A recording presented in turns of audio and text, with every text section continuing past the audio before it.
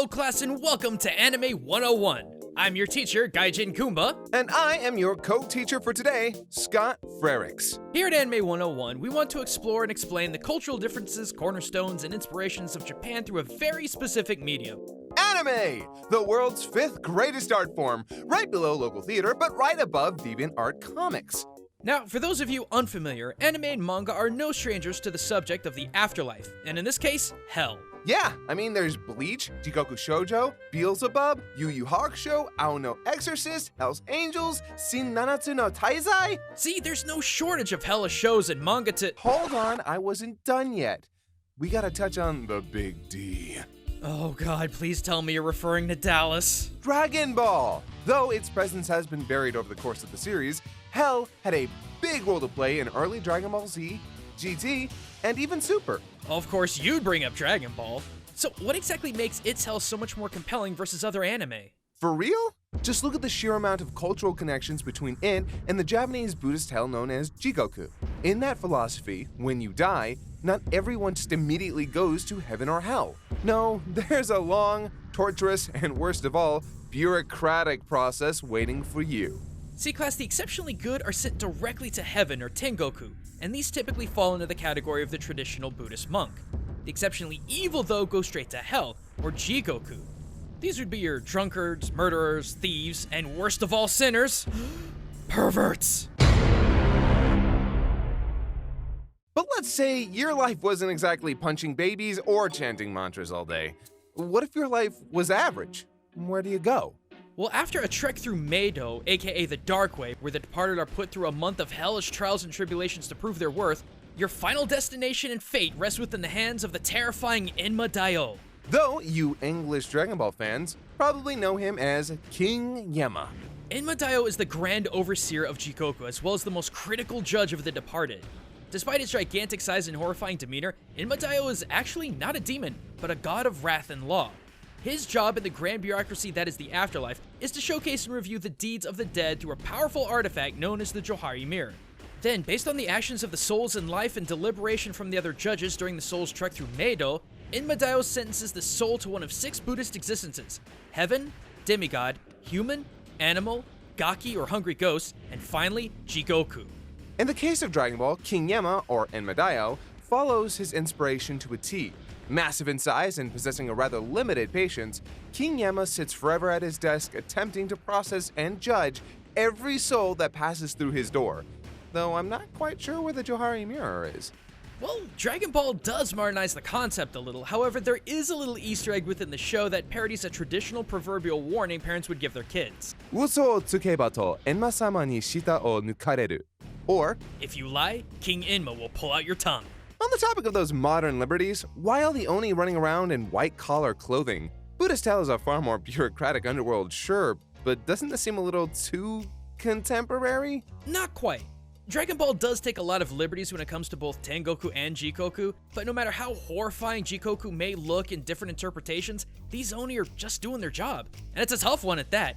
Jigoku is comprised not just of one realm like in Western Hell, but instead it's built around 8 major hells comprised of over 272 divisions. Suck it, Dante! And within that resides over 64,000 different individual tortures depending on the sins of the accused. When you have such a huge number of locations to manage, you need a lot of staff to help keep things on track. And of those staff are 2 very familiar faces, Gaz and Mez.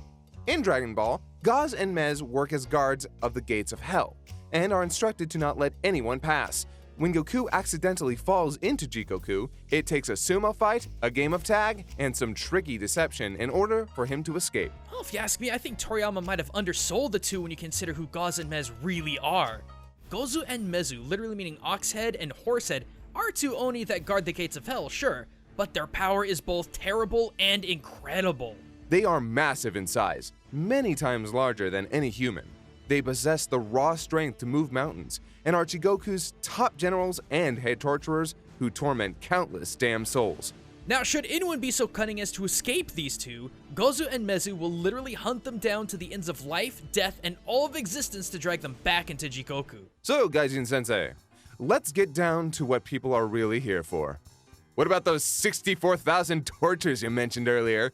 Would you say any of the Dragon Ball cast ever had to endure such things in their numerous trips to Jigoku? Oh, you better believe it, my good man. Though we have to dive a little bit into GT territory. Speaking of hell. But there's a good number of tortures present in Dragon Ball that are true to life. The easiest one being the Blood Pond. Also known as Shinoike, the River of Blood was originally a hell specifically for women. Not really sure I'd want to go into much detail about what happens in that instance, but as time passed, it became recognized as a general hell for both men and women who are being punished for various sins. It's one of the most recognizable realms of Jigoku, which is probably why it's used so often in Dragon Ball. Not to mention there actually is a lake of blood in real-life Japan. The mosh pit at a Slayer concert? No, it's not actually blood, but rather water crammed with iron oxide similar to blood. In Beppu, Japan, there are 8 unique hot springs ranging from hot blue water to milky white water to this red blood-looking water. Wait, so if the red one is the Blood Lake... Dude. Does that make the milky white water the... Dude. Calpico Lake? Come on, man, I'm an adult. In older times, it was believed to be water escaping Jigoku into the mortal world, but nowadays it's advertised as a tourist attraction. So, we've got the Blood Lake, but what about the Spike Mountain, Hariyama, where Goku fights off Frieza's associates and Cell and Filler? Princess Snake actually name drops it in her episode. Absolutely. Harichikoku, or Needle Hell, as far as I can tell, is actually a part of Meido rather than Jigoku proper. It's said that Oni threatened to bash the departed with their clubs if they don't climb, and when confronted, the Oni explained that the mountain of spikes and thorns were the creations of the soul's greed. Every time they coveted another's possession, they made that mountain even higher. They built it, now they climb it. There's also another instance of a mountain of spikes in Shugo Jigoku, the Crushing Hell, reserved for those who have killed, stolen, and been perverse. For the lustful, they are seduced by beautiful men and women at the tops of jagged spiked trees. They tear up their bodies trying to reach the top, and when they do, the beautiful men and women appear at the bottom, and the sinners climb back down. Back and forth they go, cutting themselves up in the process. Next up comes a few tortures from GT. Besides the show, am I right? Haha. Hey, dude, on the plus side, we actually learn a lot from Goku's tour of torture. You're telling me that getting boiled in a giant pot of nabe is an actual torture? Kinda. In Kyokan Jikoku, or Screaming Hell, where the murderers, alcoholics, lechers, and thieves reside, damned souls are tossed into giant pots and boiled alive where they scream into exhaustion. This only irritates the Oni more, who then bash the souls into, let's call it a re-death, only for the souls to regain consciousness and begin the process all over again. There's all this talk about tortures and hells of fire, but what about that time Goku was frozen solid during his torture tour?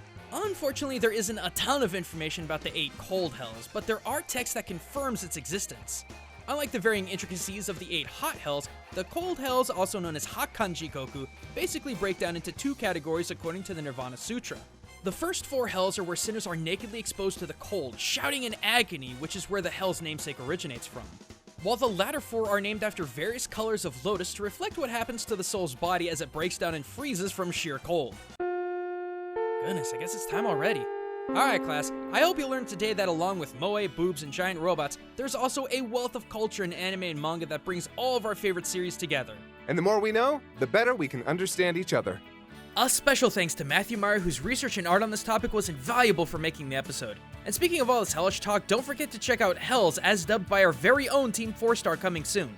But be sure to check out our other great shows on 4-Star Bento like Anime FMK, Saturday Morning Sushi, and Anime Editorial. See you next time!